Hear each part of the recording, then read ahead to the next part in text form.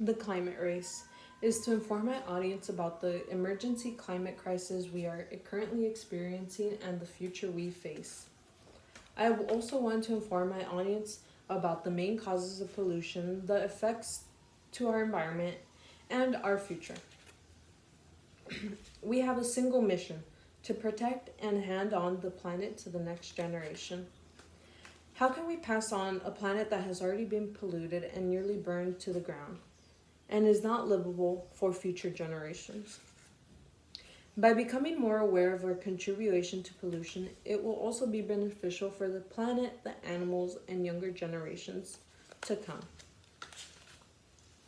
Ever since I joined my first ever marine biology class in middle school, I began to get invested in learning about the environment, which led me to take environmental science in high school and later on become a teacher's assistant for a middle school marine biology class. It is important for us to make the first step in change. Our generation does not have the luxury to leave it up for the next generation to make a change. Our generation is already experiencing the devastating effects of climate change, and not doing anything is a guaranteed death sentence for all of us. Today, I will inform you about climate change. First, I will discuss the causes of pollution. Second, I will discuss the effects on the environment. And finally, I will discuss the future.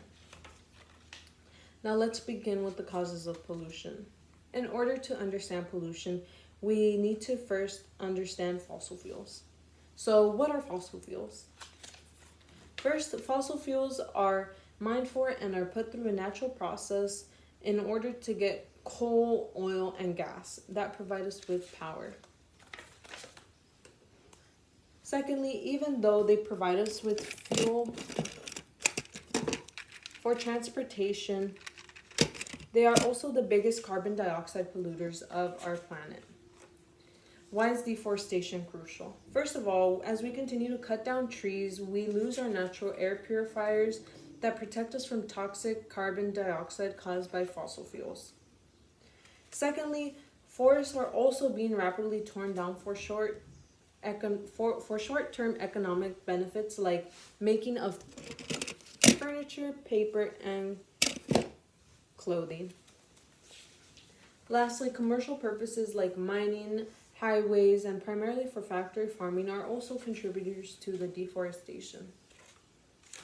Factory farming. According to Matt McDermott, he states in the article, Assessing the Meat Industry Impact on the Earth's Climate, by 2050, the global meat production will be 70% higher than even today.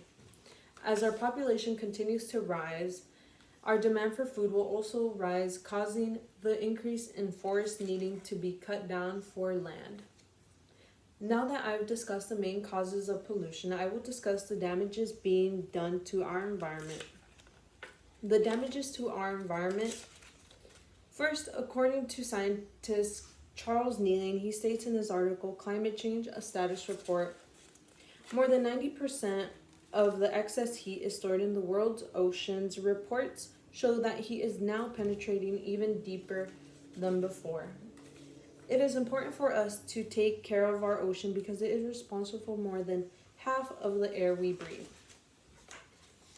As the climate continues to rise, workers are left in extreme conditions while others are left without jobs due to droughts. Currently, Ethiopia is facing one of its worst droughts. Many people have lost their crops and cattle and rely solely on the government for help to provide food for their family. Recently, I got to see firsthand the effects of pollution when I visited my mother's hometown in Oaxaca, Mexico.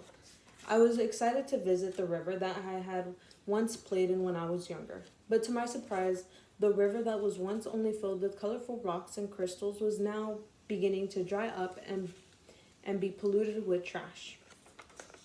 Now that I have discussed the damages being done to our environment, I will discuss our planet's future. The visual aid I have provided demonstrates how in the south they'll experience shorter storms due to higher precipitation